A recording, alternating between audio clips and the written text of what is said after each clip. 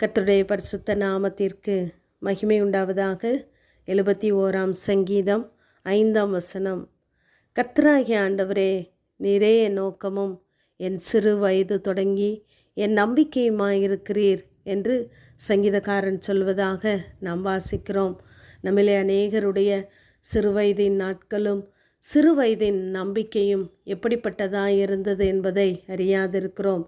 இங்கு சங்கீதக்காரன் தன்னுடைய சிறு வயதின் நம்பிக்கை தேவன் மேலே இருந்ததையும் அது இன்னும் தொடர்ந்து தேவனையே பற்றி கொண்டு இருக்கிறது என்பதையும் அங்கு சொல்வதை நாம் கவனிக்கலாம். நான் கர்ப்பத்தில் உற்பவித்தது முதல் உம்மால் ஆதரிக்கப்பட்டேன் என்று சொல்லுகிறார். என் தாயின் வயிற்றிலிருந்து எடுத்தவர் நீரே, ஆகவே எப்பொழுதும் நான் உம்மையே துதிப்பேன், நான் எப்பொழுதும் உண்மையே நம்பிக்கொண்டு இருக்கிறேன் என்று சொல்லுகிறார்.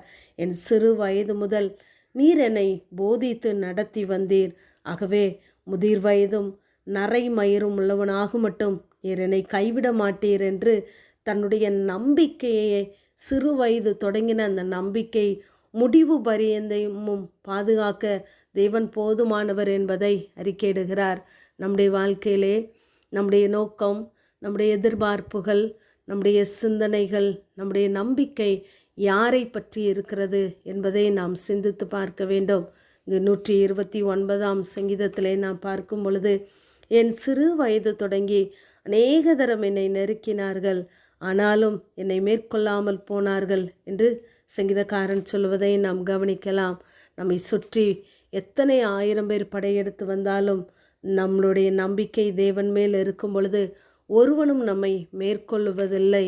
ஆகவே நம்முடைய நம்பிக்கை, நம்முடைய எதிர்பார்ப்புகள் எல்லாம் தேவனை சார்ந்ததாகவே இருக்க வேண்டும். நம்முடைய வாழ்க்கையிலே நாம் எதை செய்தாலும் நம்முடைய துவக்கம் இயேசுவாகவே இருக்க வேண்டும். நாம் கர்த்தருடைய பிள்ளைகளாக இருக்கிறோம்.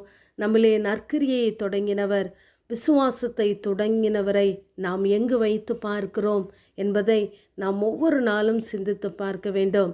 தானியேலை குறித்து நாம் பார்ப்போமானால், அவன் வேண்டிக் கொள்ள தொடங்கின பொழுதே கட்டளை வெளிப்பட்டதாம். அத்தனை பிரியமானவனாக நடந்து கொண்டான், தேவனுக்கு பயப்படுகிறவனாக இருந்தான்.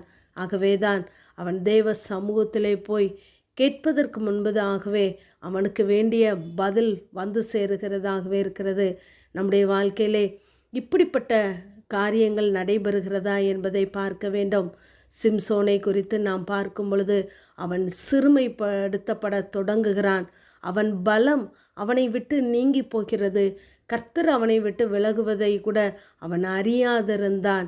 அவன் ஆரம்பத்திலே சிறுமைப்படுத்த தொடங்கும் போதே கர்த்தருடைய பலன் நம்மிடத்திலே இல்லை என்பதை உணர்ந்து தேவனை பற்றி கொண்டு இருப்பானாகில் அவனுடைய கண்கள் பிடுங்கப்படும் நிலை வந்திருக்காது. நம்முடைய வாழ்க்கையிலும் தேவன் நம்மோடு கூட இருக்கிறார் என்பதை நாம் நிச்சயித்து கொள்ளுகிறவர்களாகவே இருக்க வேண்டும். தேவ கிருபை நம்மை தாங்கும். ஆனாலும் தேவனுடைய கிருபையை நாம் அறிந்தவர்களாய், ஒவ்வொரு நாளும் அதை அறிக்கையிடுகிறவர்களாய் நம்முடைய நம்பிக்கை தேவன் மேலே இருக்கிறதா இருக்க வேண்டும். 2 நாளாகமத்திலே நாம் வாசிக்கும் பொழுது, நம்முடைய காரியங்கள் தேவனுக்கு சமூகத்திலே நாம் வைக்கிறதா இருக்க வேண்டும். நம்முடைய காணிக்கைகளை நாம் கர்த்தருடைய ஆலயத்திலே கொண்டு வர தொடங்கினது முதல் நாங்கள் சாப்பிட்டு திருப்தியாக இருந்தோம், இன்னமும் மீதி இருக்கிறது, இந்த திரட்சியான அம்பாரம் மீதியாக இருக்கிறது என்று சொல்லி வாசிக்கிறோம். நமக்கு தேவன் கொடுத்த ஆசீர்வாதங்களின் துவக்கத்தை நாம் தேவ சமூகத்திலே வைப்போமானால் நாம் திருப்தியாய் புசிக்கிறவர்களாய், மீதம் எடுக்கிறவர்களாய் தேவன் நம்மை ஆசீர்வதிக்க அவர் போதுமானவராகவே இருக்கிறார். நமக்காக எல்லாவற்றையும் ஆயத்தம் பண்ணி வைத்திருக்கிறார். அங்கு இஸ்ரவேல் ஜனங்கள் மாறாவை சந்திக்கும் பொழுது தேவன் அதை மாற்றுவதற்கு ஒரு மரத்தை காண்பிக்கிறார். அப்பொழுது உருவாக்கப்பட்ட மரம் அல்ல, ஏற்கனவே தன்னுடைய பிள்ளைகளுக்காய் தேவன் உருவாக்கி வைத்திருந்தார். ஆகவே நமக்கான எல்லா நன்மைகளையும் தேவன் வைத்திருக்கிறார். ஆனால் நம்முடைய நம்பிக்கை தேவன் மேலே இருக்குமானால், நம்முடைய எல்லா தொடக்கமும் தேவனை பற்றினதாக இருக்குமானால் தேவன் நம்மை நிச்சயமாகவே ஆசீர்வதிப்பார். ஆமேன். ஜெபம். பிதாவாகிய தேவனே, குமாரனாகிய இயேசு கிறிஸ்துவின் நாமத்தின் மூலமாயும் உடைய சன்னிதானத்தில் வருகிறேன். கர்த்தருக்கு பயப்படுதலே ஞானத்தின் ஆரம்பம் என்ற வேத வார்த்தையின்படி ஞானத்தின் தேவனாகிய நாங்கள் உண்மையை ஆரம்பமாய் வைத்து உமக்கு பயப்படுகிற பயத்தை எங்களுக்கு தாங்க. இயேசுவின் மூலம் ஜெபங்கேலும் எங்கள் நல்ல பிதாவே. ஆமென்.